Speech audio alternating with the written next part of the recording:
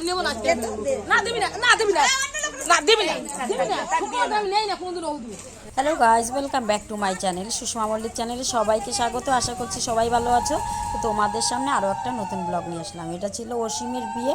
তো সেই বিয়ের কিছু মানে তোমাদেরকে দেখাচ্ছি। সকালবেলা যেটা হয় অধিবাস, তখন আমি যেতে পারিনি। তারপরে যেটা হয়েছিল যে বৃদ্ধি হয়, মানে পূর্বপুরুষের মুখে জল দেয়, যাই হোক সেটাই হচ্ছিল। তখন ওই যে বৃদ্ধির ধান বানার জন্য আমরা রেডি করছিলাম, আর এদিকে ঠাকুরমশাই বসে গেছে বৃদ্ধি করার জন্য। আর এই হচ্ছে ছেলের কাকা, কারণ ছেলের বাবা মা কেউই কিন্তু নেই। সত্যি কথা বলতে খুব খারাপ লাগে।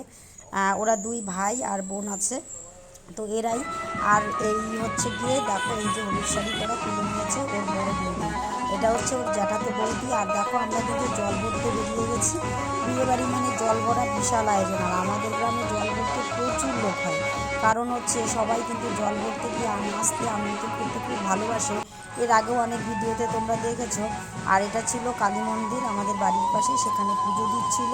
কারণ মন্দিরগুলোতে যে দুটো যাওয়ার পথে পড়ে সেগুলোটাই, আর আসার পথে বাকি মন্দির পুজো দেওয়া হয়। তো দেখো আমি একটু ভিডিও করে সবার নাচটা তুলছিলাম। আর এই বিয়েবাড়িতে সেই রকম ক্লিপিং তুলতে পারিনি। তোমরা শর্ট ভিডিওতে এরপরে আমি কিছু কিছু দিয়ে দেবো, সেইগুলোতে অনেকটাই দেখতে পাবে।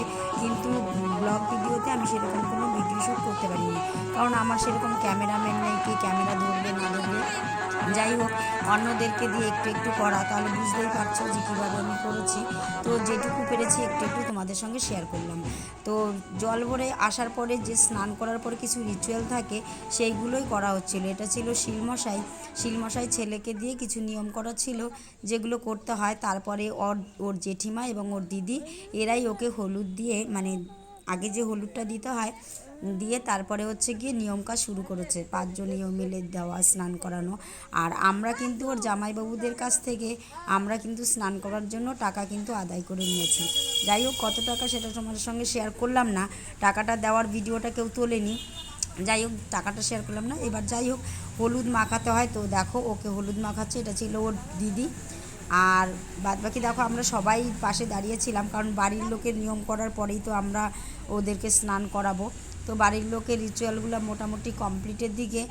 আর হচ্ছে দেখো এই দিকে মানে সবাই কিন্তু বিয়েবাড়ি অনেক কিছু নিয়েই ঝামেলা হয়, হয় আনন্দ, রাগারাগি, হাসি খুশি।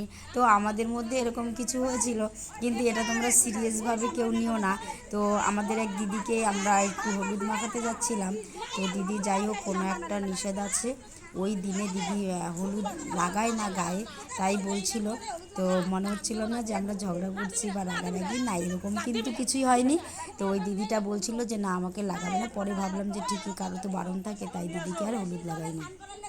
তারপরে দেখো অসীমকে আমরা স্নান করিয়ে দিচ্ছিলাম। আর পিছনে যে দেখছো ওর জামাইবাবুরা, যেহেতু আমাদের টাকা দিয়েছে বুঝতেই পারছো,